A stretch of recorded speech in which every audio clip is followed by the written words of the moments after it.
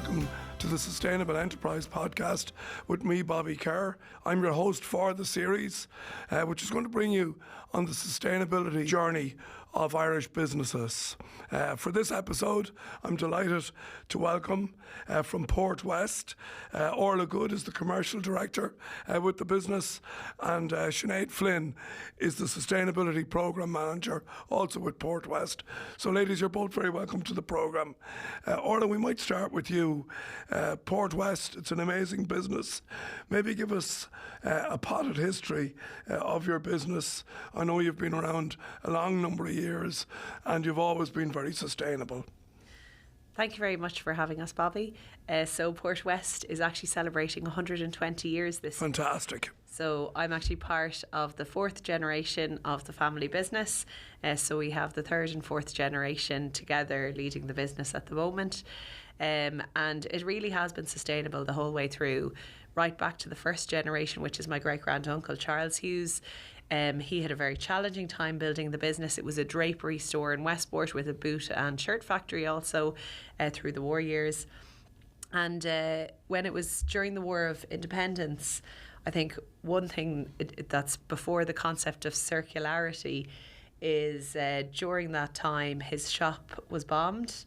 And he went on the run for 18 months. But his wife, Jenny, salvaged anything from the shop that was salvageable and had a salvage sale. So nothing in that era went to waste. I think the term sustainability is quite new, but actually people have been acting that way for a long time. And then even moving on to the second and third generations, there's always been strong family values within the business. And I think that drives sustainability naturally. They wouldn't have used the word, but actually when we started looking at a programme for sustainability in about 2020, and we decided on the programme in 2021, we looked into what have we achieved so far based on the pillars that we identified. And in actual fact, we were already doing so much. It's just that we didn't have the word sustainability against it. Yeah. You know, a lot of people aren't really starting from scratch. It's just a matter of measuring and managing more and being more proactive in what you do. And in terms of the scale and size of the business today, where are you now? How big is it? I know you employ an awful lot of people. And just give our listeners a sense of the scale of the business. Sure. Well, I forgot to say actually even what we do, which is we produce workwear and protective wear, so everything from head to toe. We now are selling in 130 countries and we've over 5,500 staff worldwide. And I'm sure Sinead will go into more detail on it later. But one of the key benefits for us, particularly on our sustainability journey, is that unlike a lot of our competitors in the market, we own our own factories. So we have a lot more control over our supply chain. And that actually contributes to the high number of employees as well. And we really look after all the communities that we're in that sense. But yeah, we're global now. It's a very fragmented market, the workwear market. Most of our competitors in each country would be domestic competitors. Okay. So we're one of the few that can say that we're across the board. Yeah. Sinead, you're very welcome to the programme. In terms of the day-to-day sustainability within the business, it seems to me that it's ingrained at every level and it's something that makes good business sense. Thank you very much for having me. It is, and it does. I'm very lucky, and I said to Orla when I first started, I'm very grateful for what has come before I started. It made my job much easier. As an organisation, we split our sustainability strategy into 5 different pillars, and when we look at them, there's a huge amount going on in each pillar. And it's not just about what's going on within the business, it's for us where our customers at, what's the influence we have on our customers and they have on us, but also where's our suppliers at and what's the influence we can have them and they have on us. And then, as Orla said, we truly are global. We're operating sites in 17 countries, but 22 sites in total around the world. And, you know, there's a huge amount going on in every single culture, in every single site, but all slightly different. And it hits all the 3 E, S and G pillars. it makes commercial sense, because what we see with the big customers out there, the big organisations and public companies, is that without a sustainability strategy, you won't have market access anymore. So the big pharmaceuticals now are saying, unless you have the likes of an EcoVadis Gold, they won't work with you as a supplier. And so therefore, if you do not have the strategy in place, you're automatically locked out of the market. So it just makes good business sense to have this and have a robust strategy in place.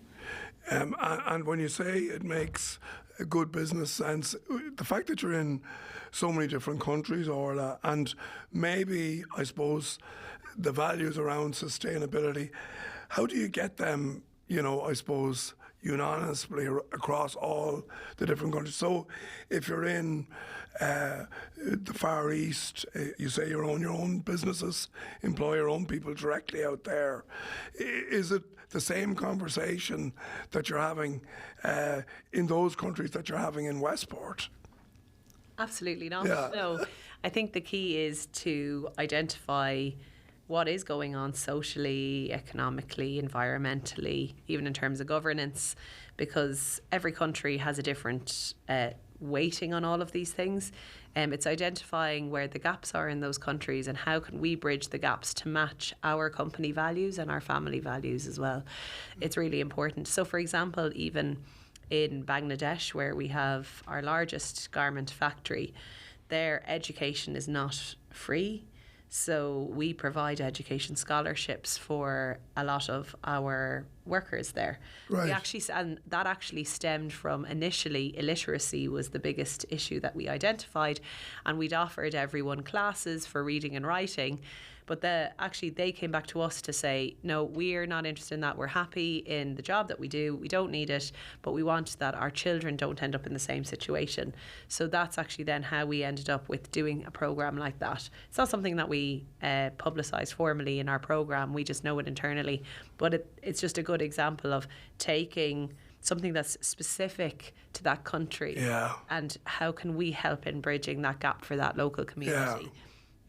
We do a lot of sponsorship for charities as well in most of the countries that we're in. So that's a key way to bridge that gap, essentially. And actually, Sinead is quite involved in it. So we're setting up a factory in Tanzania at the moment. And amazing country. It is actually, it's phenomenal. And one of our directors went down to view the site, to visit the right officials, to set up the factory. And he was in the hotel and walked into a lift, and he met a Mayo woman who was part of a charity called the Olive Branch, which helps improve education in the local area. So it's now one of our main fundraising charities in Westport, and Sinead is actively involved in the programme for fundraising. So we had a coffee morning recently, enough to raise some funds for that local charity. So that's just another example. Great example too. Identifying the local needs as opposed to just putting a blanket approach across, because that doesn't work, because everyone has different needs based on the situation that they're in and the geography that they're in. So it's identifying it piece by piece, for sure. Tell us about Portwest Planet, Sinead. It's an initiative that's front and central right through the business. How did that come about? What's involved in it? Tell us a little bit more about that programme. Yes, so sustainability is one of our key pillars of our business strategy in general. Portwest Planet was established back in 2021. Just before my time, I started in 2022 with the business. And what it encompasses is our 5 pillars. We look at our products, our people, our planet, our place, and our principles. So looking at the environmental side, the social side, and the governance side, all in line with what you would hear with any of the legislations coming in terms of how they would ask you to talk about sustainability. Within our products, that's very technical. How can we improve our products? What are the different elements that we can make improvements on? Is it materials? Is it chemicals? Is it durability? Is it quality? They're all of the factors that we're looking at. We're looking at the design element as well. How do we design for circularity? And then we're also looking at the really important part of the sourcing. So working with our suppliers in terms of transparency, visibility, conditions within our suppliers' factories, things like that. When we look at our people, it's all about our people internally and then people in the supply chain as well. So we've got different reporting metrics that we look at there to ensure that we're progressing year on year. Our place is all about community. So what Orla would have just spoken about there, any of our community initiatives. And then our principles is all around governance. And without governance, what is sustainability? You need to be able to stand over everything you talk about. I miss planet there. Our planet is all about the environmental aspect of our operations internally. So we're looking at the likes of our electricity usage, renewables, materials that we're using within the business, in our warehouses, things like that. And there's projects that centre around all of them, trying to make improvements and trying to line up, okay, what's first in line? What do we need to address first? Yeah. Orla, you mentioned the commitment at an ownership and a leadership level around sustainability. It sounds to me that it permeates right down through the organisation, starting with the board of directors and the family values. Absolutely. I think each generation in a family business brings something to the table, and my generation obviously naturally is more in line with this mega trend that is sustainability. We're a lot more conscious of it. I think it's just the generation we're brought up in. And when first mentioned the word, it's like, what is sustainability? Yeah. The older generation.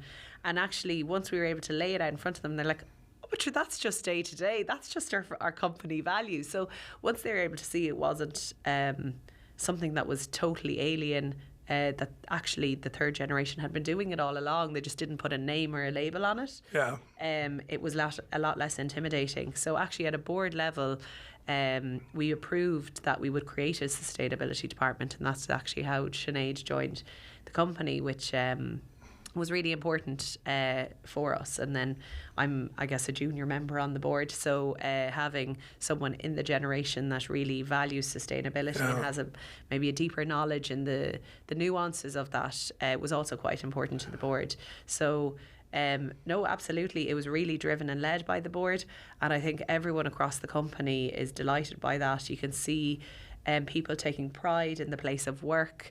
We do the Great Place to Work study in our office, in our two main offices, which is Ireland and Manchester, and it does come up as something that is valued among employees in terms of pride of place to work. So for sure it's important, and even on a much more wider scale, and that customer piece that Sinead mentioned, we've been able to access more tenders through our distribution partners.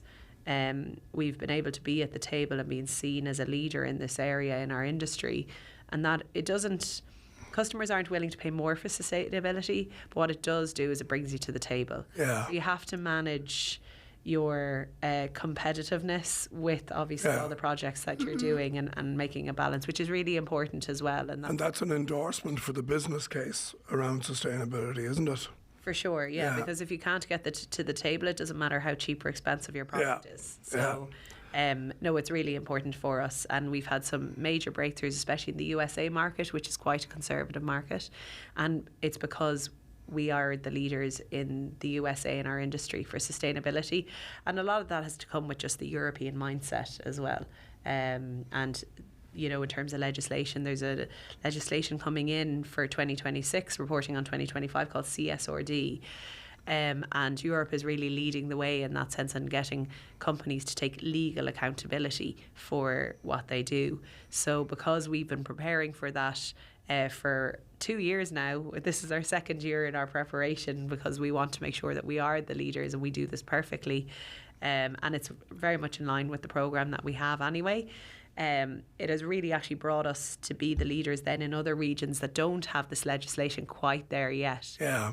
So it's about looking for opportunity around legislation. Legislation is coming, so you're going to have to do it anyway. Absolutely. So how can the business find an opportunity within the legislation? Yeah, but we found it great. It's it's added complexity to how we report today, but it's definitely helped improve and get more buy-in from other departments, like such as the finance department, which would have felt previously that they weren't really part of the wider programme, but now they are, because with CSRD, financial impacts are a big part of that report. So we've really seen buy-in from multiple departments, and that's thanks to the legislation. It's not changing what we're doing, it's changing how we're reporting on it. I think that's the key difference. Yeah. You mentioned EcoVadis Gold and accreditation, Sinead. How important is it to get all these different accreditations, and are some of them more important than others? I think some are more important than others. As a global organisation, the likes of EcoVadis allows us to have a global certification that is recognised globally, the likes of the UN Sustainable Development Goals and reporting on them annually. That gives us, we're part of that communication. So it gives us that global recognition as well. For me, when I speak to peers in this area, a lot of them do find the new legislations or, the reporting piece a nuance. It's actually really, really helpful in my opinion. I'm one of the few that see it that way. CSRD gives you a really, really good framework as to how to look at your ESG. It shows you, it asks you questions that you might not have thought of before. EcoVadis was our first reporting structure that we used, and for us it gave us a really great insight into what are the questions we haven't asked of our different sites, of our employees yet, and what do we need to ask. And actually we ended up finding out we were doing so much more than we thought in the beginning. So I think using frameworks as an opportunity to gauge what are you doing is really, really helpful. And that's a piece of advice I would give to every company. In terms of Enterprise Ireland, for by way of example, how have they been able to help you on your sustainability journey? Oh, well, Enterprise Ireland, anyway, as a whole, has been phenomenal in terms of helping us in terms of connecting in different markets and different services like that. So when we heard that they had a green department, we were delighted. And Sinead has been working very closely, particularly with Kathleen. We have to give the shout out. Yeah, good. So we found them phenomenal, and they've been really helpful. We've had huge amount of trainings done internally on the whole green agenda, and it's really educated our workforce, particularly in our headquarters in Ireland, on the importance of this topic and why we have to do it. And obviously it's well timed, because with CSRD they'll have no choice anyway, but we're much closer to where we need to be, and getting that buy-in by training people and getting them to understand has been phenomenal. So Enterprise Ireland have been a fantastic contributor. I'm sure, Sinead, you can probably give more detail than me on it, but we've only seen it as a positive. It's been phenomenal. So you're working with Enterprise Ireland on a day-to-day basis, are you, Sinead? Yeah, so I would have touch points with them on a monthly basis, on a weekly basis. We worked with them on the Green Plus programme, and it enabled us to do a huge volume of training to bridge that gap. And that's the biggest problem when it comes to sustainability, is that there is this knowledge gap. It's very prevalent across a lot of organisations, and it enabled us to bridge that gap. So I mentioned earlier, circular design was a piece of training that we were able to hold for our 40 designers, to bring that concept of thinking, about the end of life before you even begin the design phase. We were able to do training for all of the relevant departments on the likes of carbon emissions, carbon footprinting, what's involved in that, how you're going to work on that. So there's been a huge amount of training that they've enabled us to go on. And in addition to that, they have incredible contacts. When they might not have the answer themselves in-house, they know who does. Yeah. They know the right person. They'll point you in the right direction. So they're a really good organisation to link in with, to get answers to questions, to get direction from. Really, they've been incredibly helpful to me with regards to that. Yeah. Orla, you gave us some examples earlier, but have you any more? Because I thought they were really good around innovation within sustainability in your business or collaboration with others that have helped you, I suppose, on your sustainable journey. In terms of innovation, our team anyway, as a whole, develop over 400 products every year. Which Right. is a lot. It sounds like a large amount, but actually, when you look at going across 130 different markets, it dilutes itself down.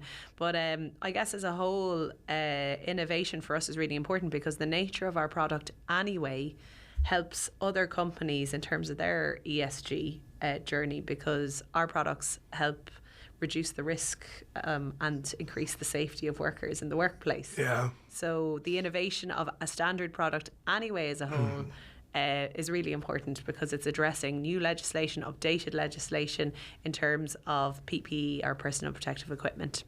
Yeah. And then specifically to the planet side, as Sinead alluded to earlier, there's been a number of different projects that they've tested out and trialled.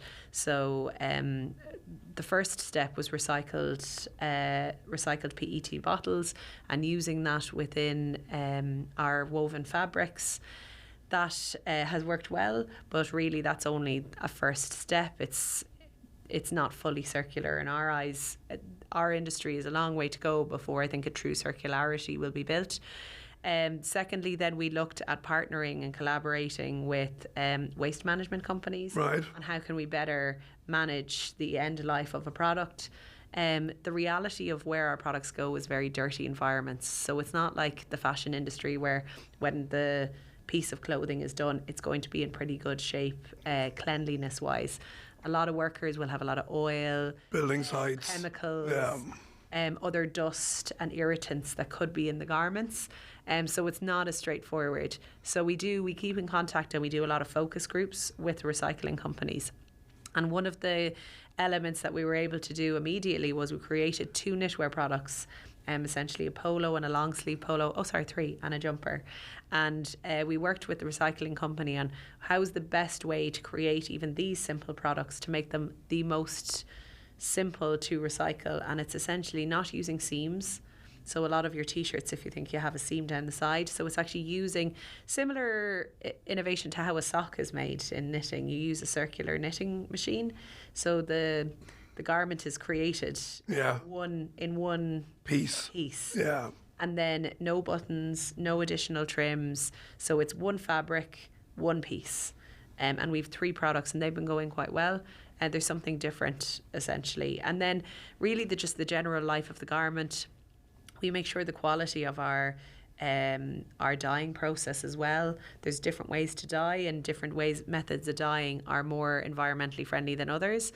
And looking at colour fastness, which you wouldn't think is much, but when you look at high visibility, colour fastness is really important because the EU standard, actually most standards, but the EU standard, which is obviously the relevant one in this case, the standard only asks a supplier to test up to 5 washes. But after 5 washes, technically that garment is no longer certified because if the garment's only tested to 5, you cannot guarantee after that because they're having no testing. We test all of ours to 50 washes.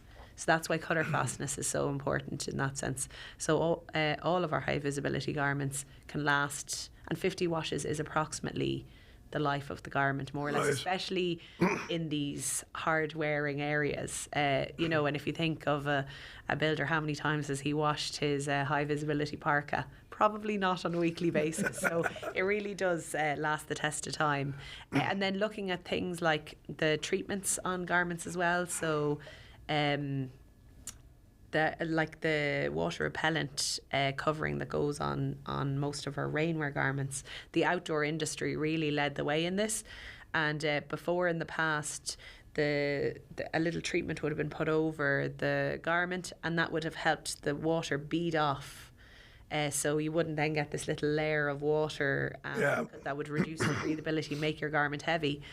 That in the past was extremely toxic. It was called a C6, a long chain fluorocarbon or a forever chemical. So really, really harmful for the environment.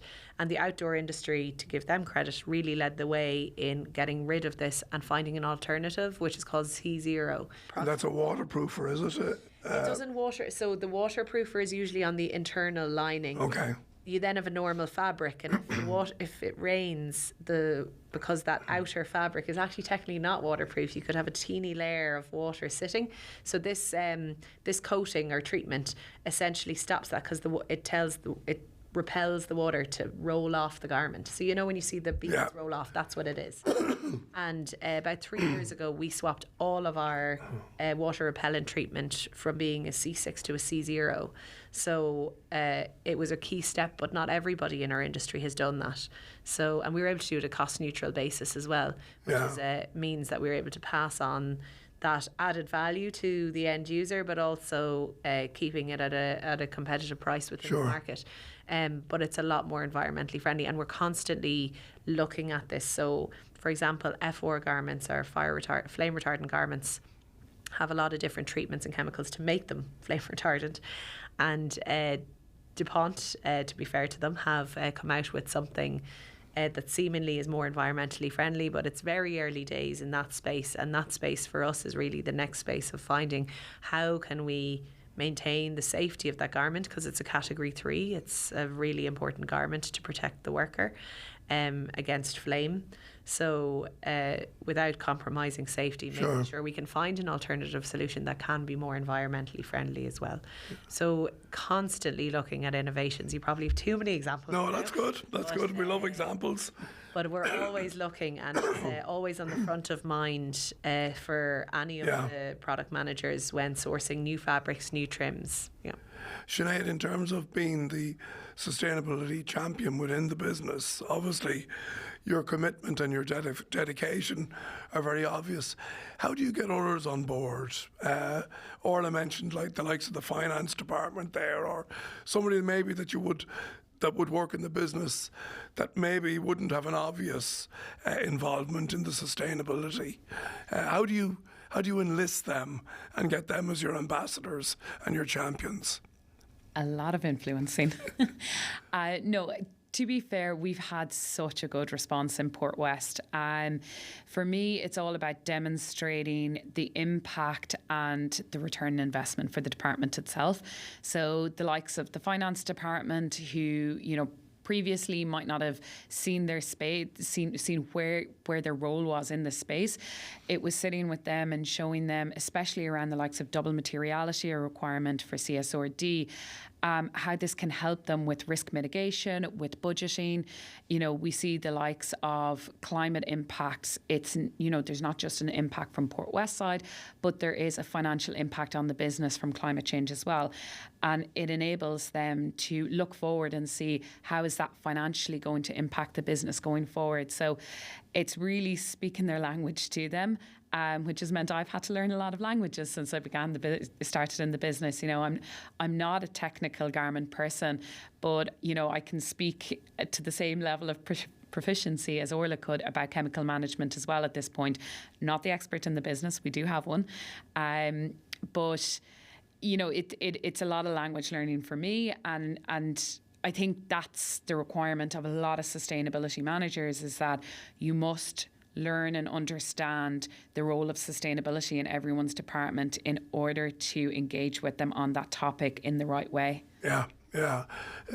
Orla, in terms of maybe advice you might give to other companies around going on this journey, would it be start now? What advice would you give to others? Because, various companies are at different stages along the journey, and I suppose the advice might be different for somebody who hasn't begun the journey, but be interested in your thoughts on that. I think for somebody who hasn't begun the journey, it seems a lot more daunting than it is, and I would say keep it simple. Yeah. Start with identifying what are the key pillars for you, and then look at what has been done to date, because the chances are, without knowing, they're on the journey already without having to do many changes or any change to how they go about their business. I think it's amazing, looking at the big things like carbon footprint. or the big environmental topics, but actually they're probably the most time consuming and financially consuming topics as well. I think as a first step, even just to know where you stand is a massive piece, and keep it simple, because I think every year as you go on the journey, you can get more and more into the detail. It took us, I think, 4 years to get our baseline complete.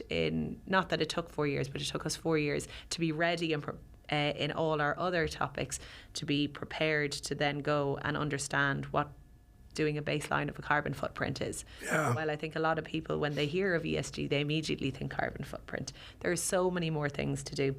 Even things like lost time injury rate. That's something that many companies do and know. That's a key metric in terms of labour and human rights. Yeah. And looking at how to improve that. It's a thing that many companies do anyway, but that falls under the whole ESG topic. I'm going to let Sinead say what the ISOs are, but there are even 3 key ISO certificates. I would say most Irish companies have 1 or 2 of those 3 already, which means they're already on the journey without knowing. Yeah. Sinead? So the ISO 14001 is your environmental management system. Not every company will have that one, but it is quite prevalent in Ireland.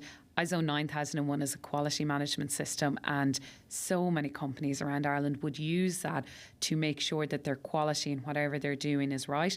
And then your ISO 45001 is your occupational health and safety management system, which again, quite a number of companies would have in place because it's just best practice in terms of health and safety. And it's the best way to manage all of the data around that, which is the hardest part. And that's the hardest part of sustainability in general, is managing the data. So if you have your ISOs, you have a huge chunk of work done already. Yeah. It really is about. I like your approach around simplicity, clarity, just because it can be complex, but keeping complexity out of it, certainly in the initial stages, I would suggest is good advice. Yeah, because otherwise it's a daunting task. It's a continuous journey. You know, we are EcoVadis Gold, which means we're the top 5% of companies that do EcoVadis globally, and in apparel, the top 2%. That took a lot of work and a lot of time and a lot of evolution, and we feel we're still on that journey. We're still trying to improve ourselves. So although we're definitely one of the leaders in our industry in terms of this topic, we know we're not near the end. And I think it's knowing that this is a constant journey. It's not right, sustainability check, we're done. No. It's forever moving and evolving as the company evolves too. So it's taking it step by step and just keeping it simple, and don't let the bigger things maybe scare you out of actually just starting on the smaller pieces, because the smaller pieces can be just as valuable. Yeah. Well, that's been a really good conversation, and that brings us to the end of this episode of the Sustainable Enterprise podcast. Thanks very much, Orla. Thank you, Sinead. You're really good guests. You've been doing great work, and you're on a really good sustainability journey. Please do continue to check out the rest of the podcast series. We'll be continue to bring you sustainability stories within Irish businesses. So thanks again, ladies, and we wish you well on your journey.